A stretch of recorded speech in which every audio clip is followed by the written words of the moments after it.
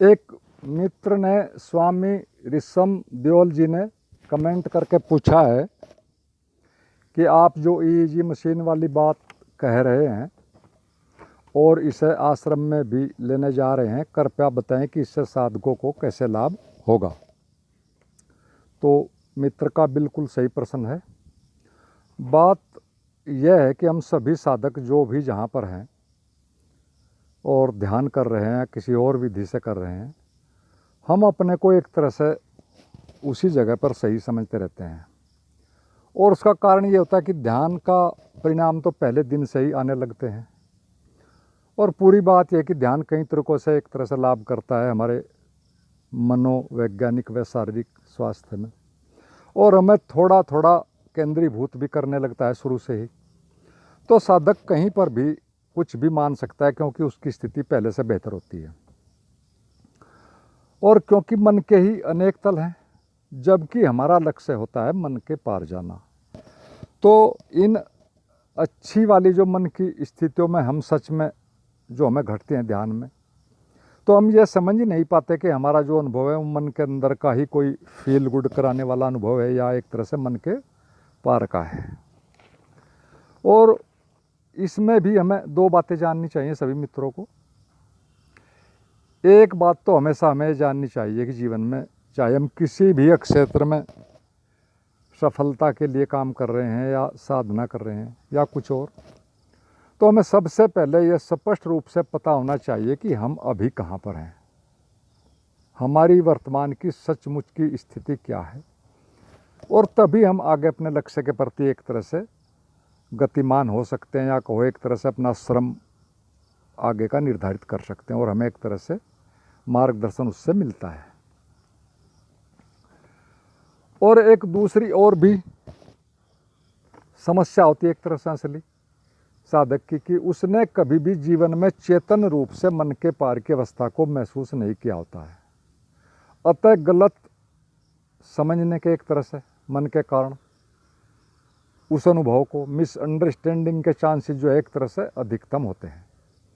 और इसके भी अतिरिक्त हम मन के जाल को तब तक पूरा नहीं समझ सकते कभी भी, जब तक कि हम एक बार चेतन रूप से उसके बाहर या एक तरह से कहो पार ही ना चले जाएंगे। हम सभी जानते हैं कि वह इतना कुशल होता है कि कहीं पर भी किसी भी हल्के से विचार पर भी एक तरह से पूरी की पूरी कहानी फौरन खड़ा कर देता है। तो अब हम थोड़ा इस मशीन के बारे में जानते हैं कि इस मशीन से साधक कैसे अपने बारे में पता लगाता है या यह उसके लिए लाभदायक है, और इससे उसे ये सही पता लग सकता है कि वो ठीक जा रहा है, दिनों दिन प्रगति कर रहा है एक तरह से अपने मार्ग में या नहीं। तो बड़ी सीधी सी बात है कि हम सभी जानते हैं, मानते हैं सभी धर्मों के लोग भी, कि ध्यान का दूसरा नाम है मन की निर्विचार की अवस्था, यानी जहाँ पर कोई भी विचार नहीं चल रहा है। और यह मशीन पूरे तरीके से एक तरह से सही तरीके से शुद्धता के साथ यह बात बताती है कि आपके मन में अभी अभी एक सेकंड में कितने विचार चल रहे हैं। सवाल यह नहीं कि आपके विचार किस ध्यान विधि से कम हुए हैं या किसके कारण चल रहे हैं, या मात्र आपकी बुद्धिमत्ता से कम हुए हैं या किस उपाय से हुए, ये बात नहीं है। और मैंने एक तरह से पहले भी एक वीडियो में, उसका नाम था ध्यान और मशीन है, उसका लिंक आपको नीचे मिल जाएगा डिस्क्रिप्शन में। उसमें भी मैंने पूरी तरह से बताया कि हमारे मन से निकलने वाली तरंगों के आमतौर पर 4 प्रकार होते हैं, या एक तरह से कहो ये 4 उनके विभाजन होते हैं।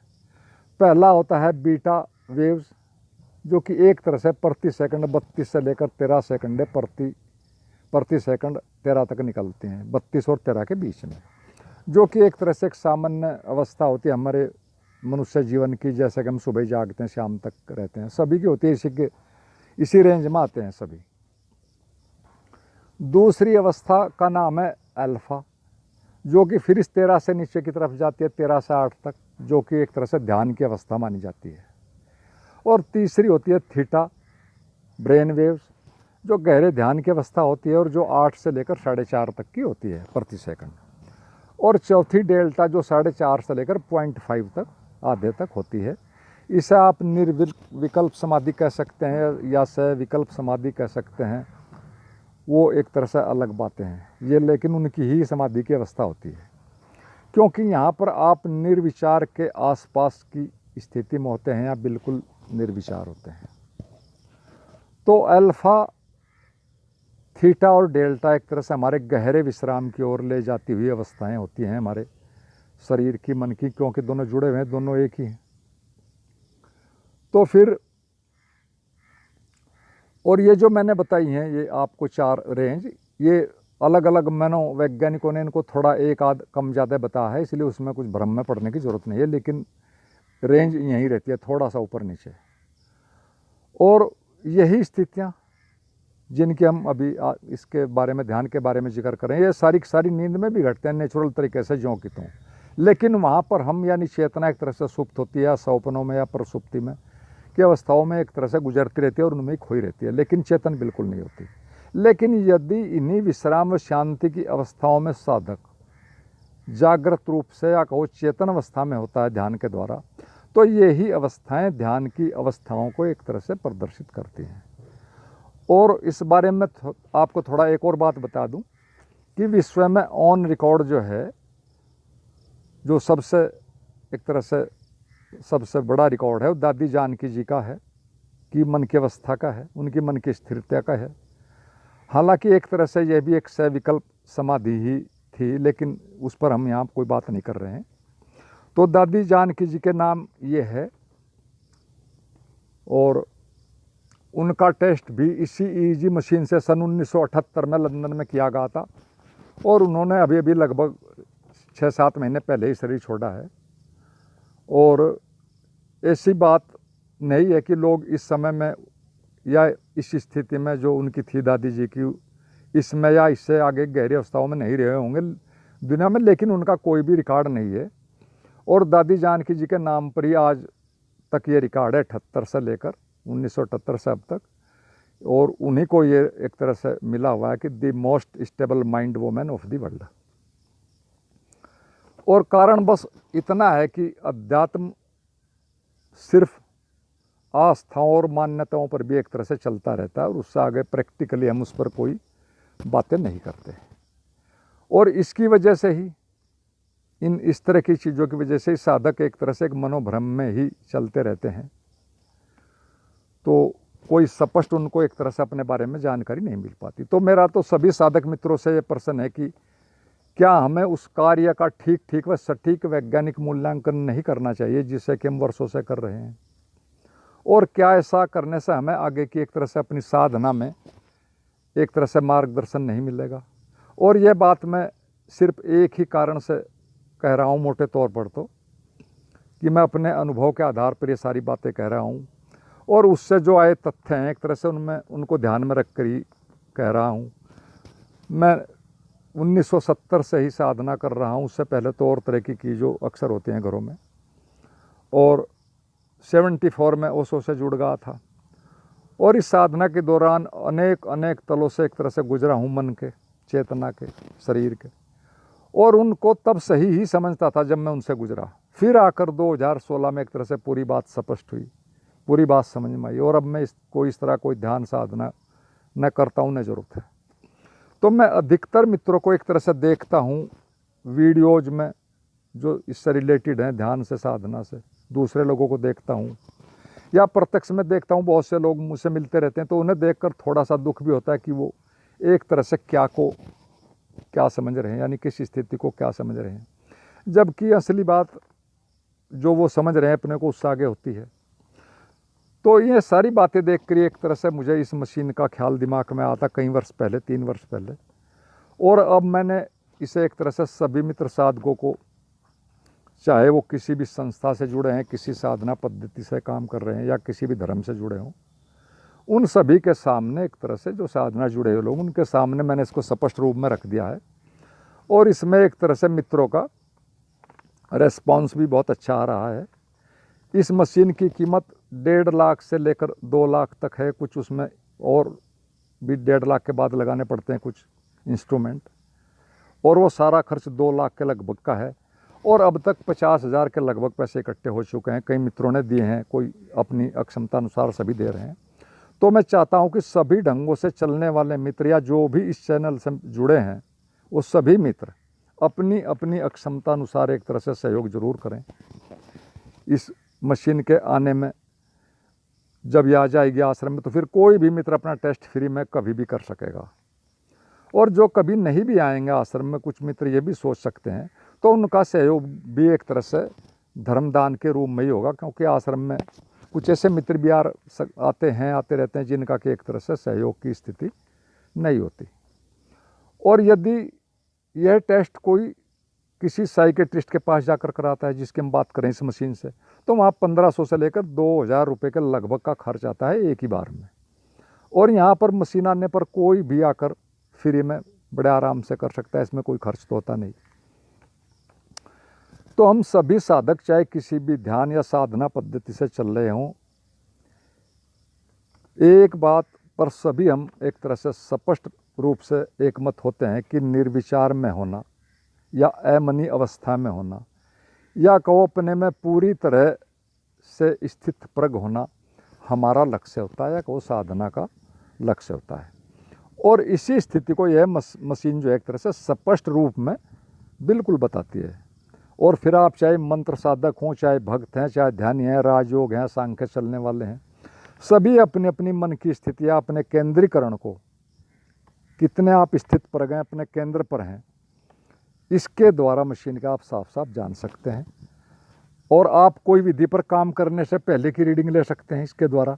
फिर 3 माह वो विधि करने के बाद रीडिंग फिर दोबारा देखकर अपनी प्रोग्रेस देख सकते हैं। और तो और यदि आप नहीं भी कोई साधना कर रहे हैं तो भी कई ज़रूरी बातें अपने मस्तिष्क के बारे में इससे जान सकते हैं। और आजकल मैं आपको बता दूं, आप सभी जानते हैं कि प्रेम पर बहुत से ध्यान चल रहे हैं और समर्पण एक तरह से समर्पण पर भी बहुत से प्रयोग चल रहे हैं। इस मशीन के प्रयोग से आप साफ साफ जो आपके समर्पण की या प्रेम की स्थिति की बात है या उसकी स्थिरता की बात है, उसका भी पूरा पता चल सकता है कि वह कितना गहरा है, वह एक तरह से कितना सच्चा है। और प्रेम व समर्पण व भक्ति से भी लोग पहुंच सकते हैं। लेकिन इस सब के बाद भी हमें एक बात हमेशा ध्यान में रखनी होगी कि मनुष्य प्रेम के नाम पर वही सब करता है जो कि वो अब तक करता आया है। और एक तरह से उसमें अधिकतम चांसेस ये होते हैं कि वो एक तरह से जैविक आकर्षण मात्र होता है, या को एक तरह से एक जो हमारा प्रोसेस होता है, बायोलॉजिकल प्रोसेस ही होता है।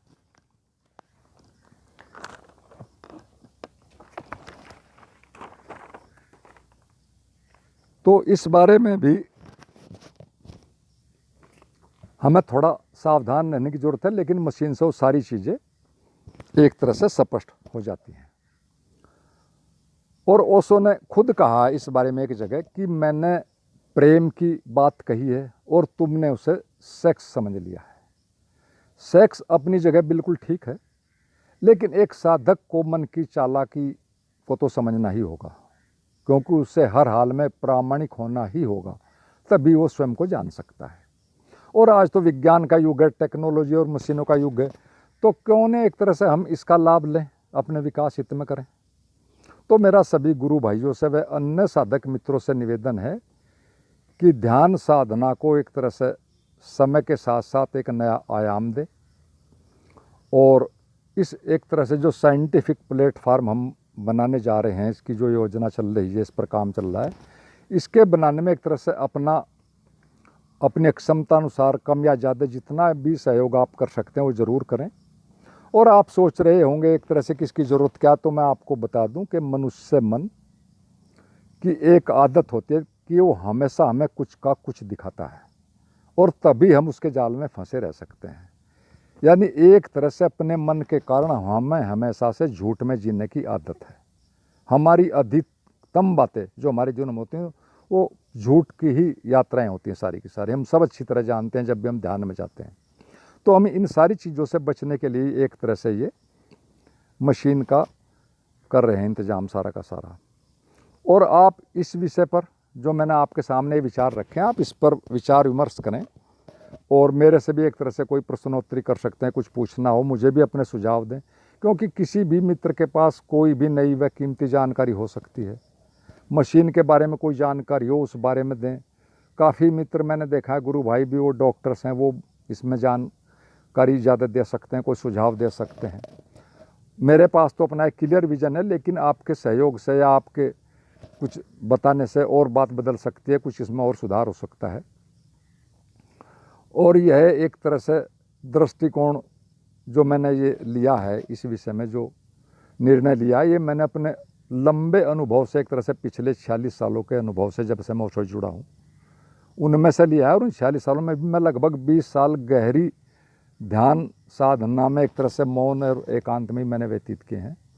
और उनके जो मेरे अनुभव आए हैं उनके बाद ही मैंने ये लिया है एक तरह से। और मैंने बार बार पाया कि मन कुछ भी करके हमें अपने ही रास्तों पर एक तरह से हर हाल में ले ही आता है। और वो इतना चालाक है कि हमें भी खुश रखता है और अपनी मर्जी भी एक तरह से पूरी कर लेता है। तो आशा है कि मेरी बात एक तरह से स्पष्ट हो गई होगी। कोई भी मित्र कोई प्रश्न पूछना चाहे पूछ सकता है। फ़ोन नंबर नीचे मिल जाएगा आपको, फ़ोन पर बात कर सकता है, कमेंट द्वारा कुछ बता सकता है, अपनी बात कह सकता है। और आप मुझे इसके नीचे डिस्क्रिप्शन में ट्विटर और इंस्टाग्राम के भी लिंक दिए, उन पर भी आप मुझे फॉलो करें। और आप सबने मेरी बात को सुना, इसके लिए बहुत बहुत धन्यवाद। और अंत में सभी मित्रों को मेरा प्रणाम।